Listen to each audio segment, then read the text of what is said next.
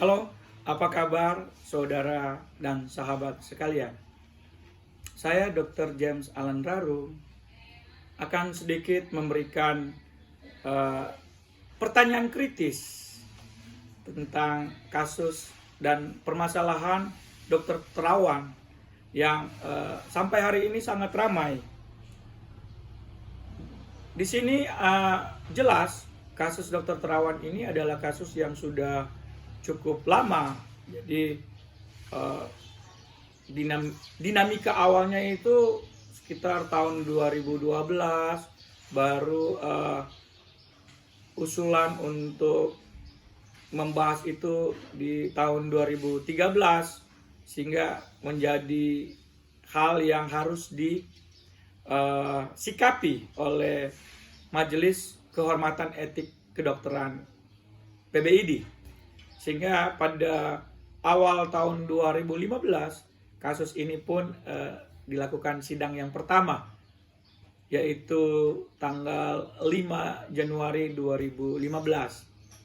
Akhirnya bergulir terus kasus ini, di mana menurut informasi yang saya dapat, Dr. Terawan sudah dipanggil untuk memberikan verifikasi, memberikan bukti-bukti atau jawaban atas dugaan dia melakukan pelanggaran etik terhadap tindakan DSA atau kita kenal dengan istilah brainwash yang dipopulerkan oleh Dr. Terawan di Indonesia. Adapun metode DSA ini sebenarnya adalah teknik atau metode yang sudah lama, bukan hal yang baru di dunia kedokteran, termasuk di Indonesia itu sendiri. DSA ini banyak dilakukan oleh dokter-dokter neurologi, dokter-dokter kardiologi, dokter-dokter vaskuler ya. Jadi itu metode yang sudah biasalah dilakukan. Tetapi memang metode yang biasa ini adalah berupa metode untuk membantu menegakkan diagnostik atau kita sebut suatu prosedur diagnostik dengan alat bantu memakai alat DSA. Nah, kenapa menjadi ramai? Itu karena metode yang tadinya adalah metode untuk menegakkan atau membantu ditegakkannya diagnosis suatu penyakit atau ada permasalahan yang menyebabkan sakit pada individu, pada pasien, itu berubah menjadi metode pengobatan atau metode terapi. Nah, ini di dalam dunia kedokteran bukan hal yang biasa-biasa saja. Ini adalah hal yang prinsip, di mana suatu metode diagnostik saja berubah menjadi metode pengobatan atau metode terapi. Dalam dunia kedokteran, untuk mengamankan atau untuk menjadikan metode yang berubah ini menjadi metode yang diterima, itu harus melalui tata cara atau metode ilmiah. Jadi jelas bukan suatu hal yang sederhana saja. Dan itulah yang terjadi. Jadi ada dugaan-dugaan yang tentu saja perlu klarifikasi dan pembuktian. Itu menyebabkan MKEK itu memanggil sejawat kami, Dr. Terawan, untuk memberikan penjelasan tentu saja dengan dasar-dasar ilmiah atau di dunia kedokteran itu biasa kita sebut dengan EBM atau Evidence Based of a Medicine. Nah, kita tahu kan, kembali lagi tadi, Dr. Terawan sudah memberikan penjelasan di awal katanya. Dan ternyata menurut MKEK itu belum cukup, belum kuat untuk menyebabkan metode ini bisa diterima. Akhirnya proses ini berlanjut di mana kita tahu bersama bahwa pada undangan atau pemanggilan MKEK kepada teman sejawat kami, Dr. Terawan, itu beliau tidak datang. Akhirnya karena beberapa kali dipanggil, beliau tidak datang. Di mana menurut informasi yang terakhir kami dapat, alasan dia tidak datang karena dia sudah memberikan penjelasan dan tidak diterima. Oleh karena itu dia menganggap berapa kali pun dia datang itu percuma. Itu informasi yang kami dapat terakhir. Tapi kembali lagi tadi, prosesnya itu berlangsung terus. Akhirnya dikeluarlah putusan pada tahun 2018. Keputusan MKEK ini menyatakan menghukum atau memberikan pemberhentian sementara pada teman sejawat Dr. Terawan itu selama 12 bulan atau 1 tahun sejak Februari 2018. Nah, ternyata ini tidak terselesaikan. Putusan ini kemudian tidak dieksekusi atau diselesaikan dengan tuntas. Sehingga akhirnya sampai akhir masa kepengurusan Ketua Umum Dr. Daeng Muhammad Fakih yang kemudian diganti oleh Dr.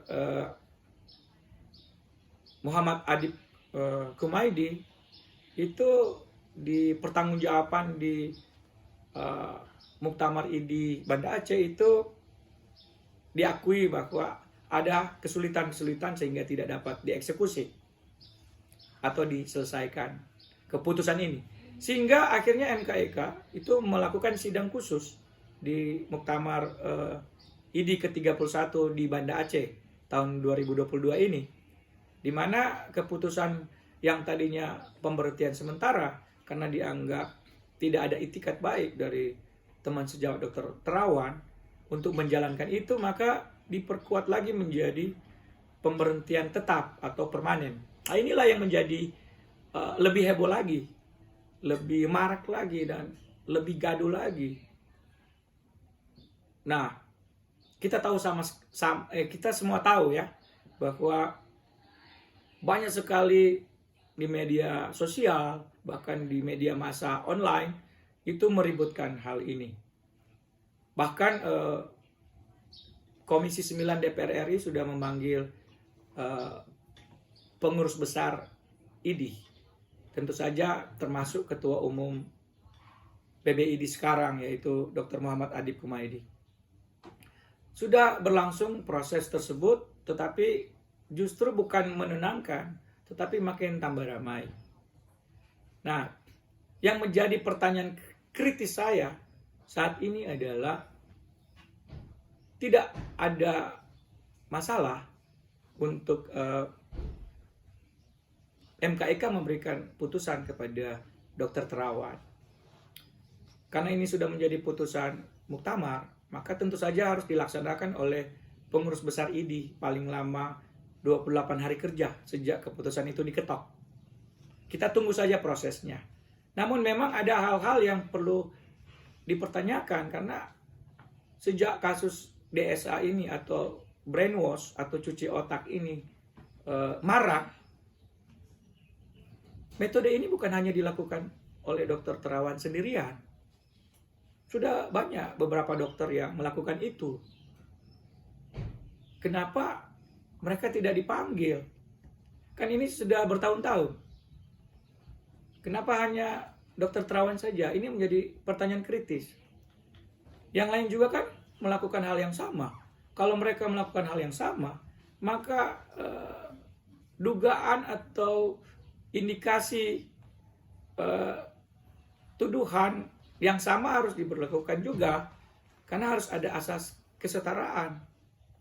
Nah, bila mana itu tidak bisa dilakukan secara objektif seperti yang saya tanyakan tadi, maka memang akan menjadi kental permasalahan ini dilihat secara politis atau akan dilihat sebagai dalam tanda petik itu serangan personal. Oleh karena itu, agar supaya ini jangan menjadi suatu bentuk serangan personal, atau jangan menjadi salah satu bentuk di mana bisa saja dianggap ini hanya dokter terawan yang disasar, sehingga akan berkembang menjadi permasalahan yang melebar, bahkan menjadi permasalahan politik. Untuk itu menurut saya kita harus buka-bukaan, kita harus menjelaskan kepada publik secara fair, secara terbuka, transparan, sehingga publik paham bahwa permasalahan ini dilakukan secara objektif, bukan hanya dilakukan semata-mata terhadap dokter terawan itu sendiri.